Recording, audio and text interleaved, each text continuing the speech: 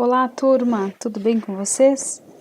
Bom, agora que vocês já leram o texto e fizeram o exercício do conteúdo A, eu optei por fazer uma revisão com vocês do texto porque me parece, ao fazer a leitura do mesmo, que ele nos traz uma reflexão a partir daqueles conteúdos que vocês mesmos elencaram como conteúdos importantes da nossa primeira aula, né?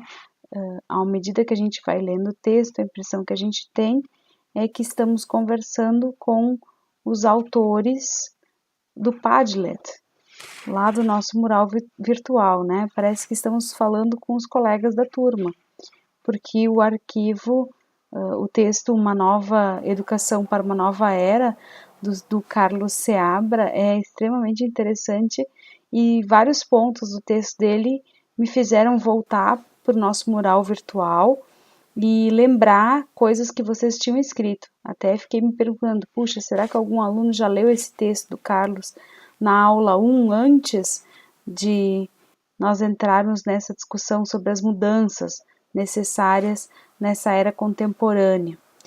Bom, uma das primeiras coisas que me chamou a atenção, que eu gostaria de compartilhar com vocês, é no começo do texto, quando ele chama a atenção de que a nossa escola ela trabalha, né, de uma forma bastante limitada, né, como se ela estivesse no século passado. Isso outros autores também dizem, mas ele dá uma pista, né, de que a gente esquece o principal papel da escola, que é o papel de aprender, né, de ensinar a aprender. Então, acho que esse vai ser um grande desafio ao longo da nossa disciplina, né? Nós vamos estar nos desafiando a aprender, né, coisas novas, não nos colocando num papel passivo, num papel de quem quer aprender.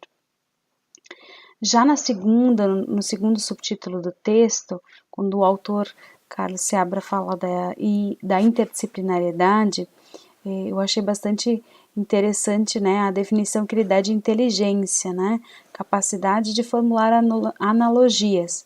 Compete à escola ser um ambiente que forme tais competências, criando projetos de estudo multidisciplinares. Bom, quando que a gente faz projetos multidisciplinares, né, envolvendo mais de uma disciplina? Vocês têm conhecimento de alguma escola que faça isso? Talvez as colegas da nossa disciplina, que trabalham na área da educação infantil e estão estudando no curso de pedagogia, lembrem de projetos, né, pedagógicos lá na educação infantil em que se envolve necessariamente mais de uma área de conhecimento. Isso nos parece bem comum na educação infantil.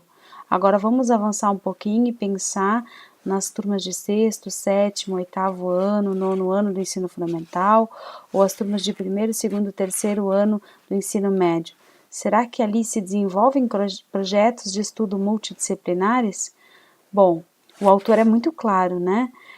Podemos comparar o conhecimento, lá na página 2 ele diz, a uma esfera, que à medida que amplia o seu volume, ela aumenta o número de pontos em contato com o desconhecido, devido ao aumento da superfície. Ao invés de pretender dominar o maior volume dessa esfera, devemos aprender a navegar nela. Puxa, ver o conhecimento como algo, né, que está aí e que pode ser navegado é se colocar no espaço de quem sempre está aprendendo, né? Então ele diz que o papel da escola é proporcionar esses espaços de aprendizagem, fundamentados na pesquisa, na busca e na avaliação das informações. Isso ele também é bem crítico, né? O autor diz que informações tem muitas, né? Falta é o conhecimento de como usar essas informações. Então, muitas vezes a gente percebe que as pessoas reproduzem informações prontas sem pensar nelas, né? E o autor diz bem claro que, né, no estágio atual de transformação, que ele dá um nome de terceira onda, se vocês pesquisarem essa terceira onda na internet, vocês vão identificar um movimento onde é bem a revolução das novas tecnologias, né? E o que esses autores que estudam essa terceira onda indicam, né, que existe um papel fundamental do conhecimento, né, nas relações de produção, na ordem, no poder mundial, mas especialmente que as tecnologias, elas são um recurso para esse papel principal da educação. Bom, então é claro que a gente identifica, né, cada vez mais um valor agregado aos produtos que a gente usa, né? Quanto mais é investido um conhecimento na produção desse produto, na construção desse produto, na venda desse produto, maior valor agregado ele tem. Então, mesmo que a função que ele vai exercer seja a mesma de qualquer outro produto, né? Bom, vamos avançar um pouquinho.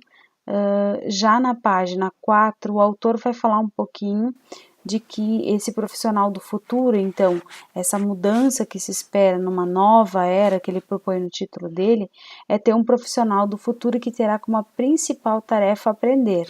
Né? Então, aquilo que for de memorização, que for tarefa repetitiva, vai ficar a cargo das tecnologias, né? Dos computadores, dos robôs, né?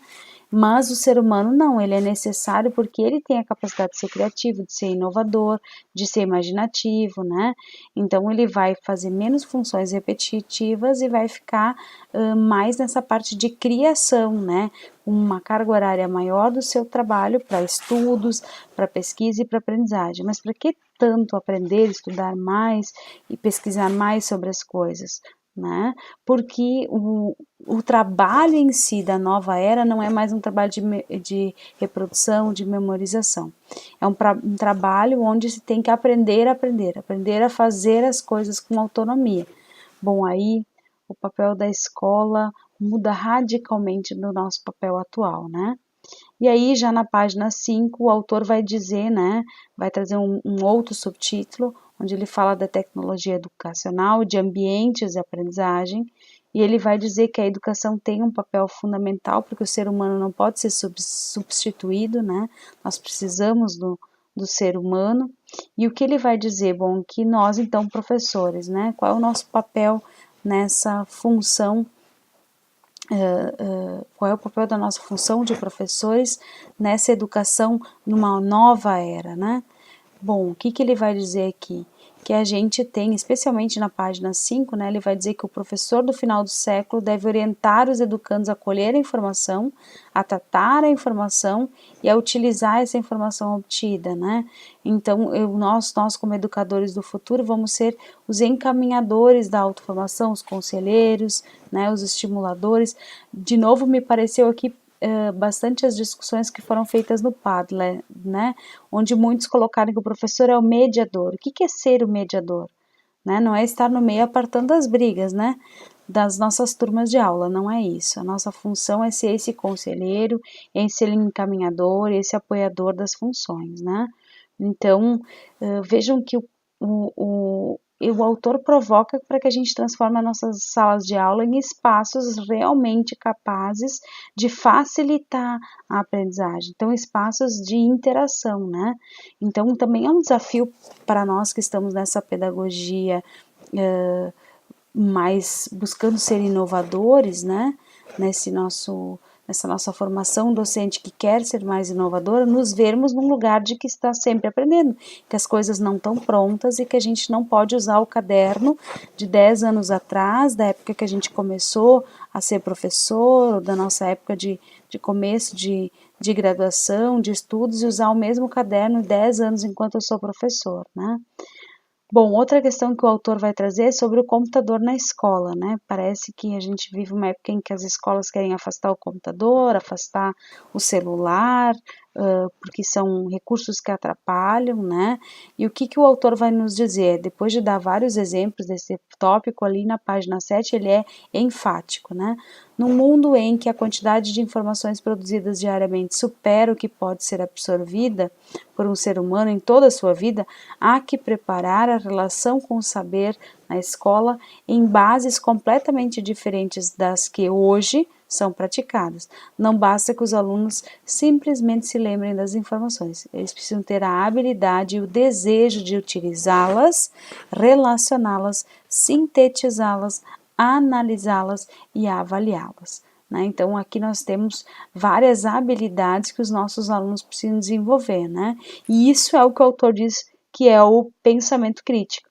Então, nos provoca a pensar, né? Bom, um computador na minha sala de aula, um celular na minha sala de aula, será que eu consigo lidar com isso em situações do dia real? E o autor vai dizer, todos esses verbos que ele falou antes, analisar, criticar, né, avaliar, isso tem que ser usado de forma real, como se fossem situações de vida real, né? E para mim, assim, a parte que eu mais gostei do texto, aquela que mais chamou a minha atenção, foi o item, foi lá na página 8, o parágrafo, que ele fala sobre a tomada de decisões sendo o motor básico, né, do que vai ser desenvolvido para a aprendizagem dos alunos. Nossa, eu penso que assim, ó, se vocês guardarem dessa segunda aula até as próximas, essas perguntas que estão sendo colocadas pelo autor nesse parágrafo aqui, são perguntas que vão qualificar a aprendizagem que vocês vão fazer nos projetos que vão desenvolver nessa nossa disciplina, né? Então, para mim, ali, essas perguntas são perguntas chave para quem pretende desenvolver um projeto de aprendizagem, né? Então, a nossa função é fazer o quê, né? É repensar essa escola, né? O autor provoca a gente a repensar essa escola e dá exemplos muito sérios de como a gente está atrasado em muitas coisas, né? Não ficar só no queixume, na reclamação de que falta isso, falta aquilo, falta aquele outro. Tudo bem, faltam todas essas coisas, mas o que vai ser feito, né? Eu acho que esse é o desafio. Um abraço a vocês. Então a gente se encontra aí nos exercícios dessa segunda semana. Tchau a todos.